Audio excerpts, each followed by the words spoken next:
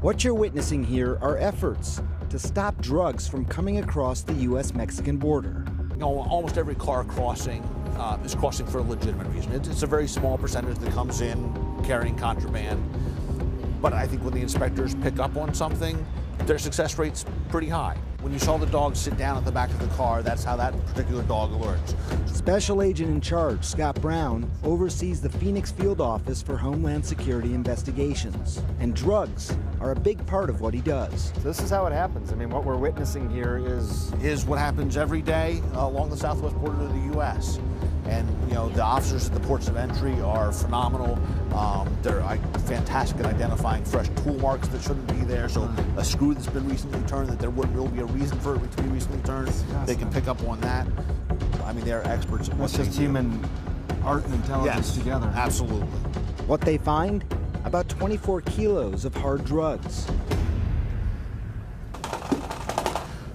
Minutes later, field testing reveals cocaine.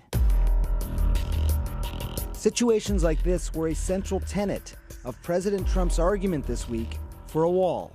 Our southern border is a pipeline for vast quantities of illegal drugs, including meth, heroin, cocaine, and fentanyl.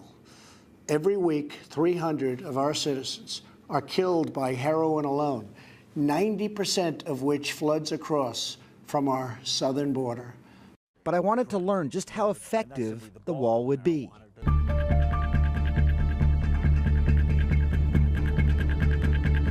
This literally is a physical wall in between two countries that we're looking at here.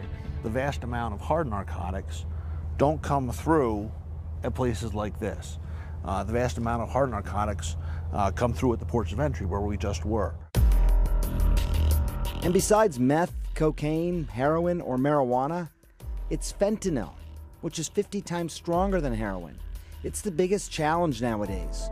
The most recent numbers from the Centers for Disease Control and Prevention found that overdose deaths from fentanyl have skyrocketed at least 1,100% since 2011. In the past, cartels might try and smuggle 100 kilograms of drugs across the border. It wasn't easy to do. They were likely to get caught. But here's part of the problem. Nowadays, they could smuggle across something that looks like this. This is just a 1 kilogram bag of flour.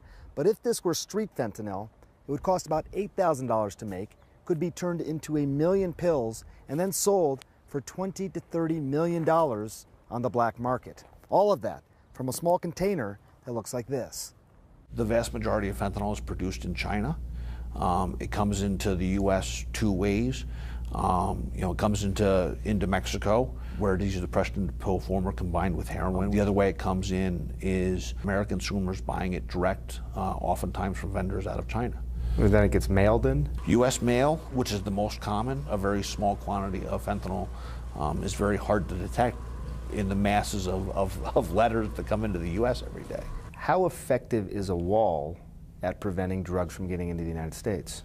In terms of hard narcotics, no, I don't know that we could get it immediately safer over hard narcotics. As of right now, the vast majority of hard narcotics come in through the ports of entry in deep concealment, or come in through the mail or express consignments.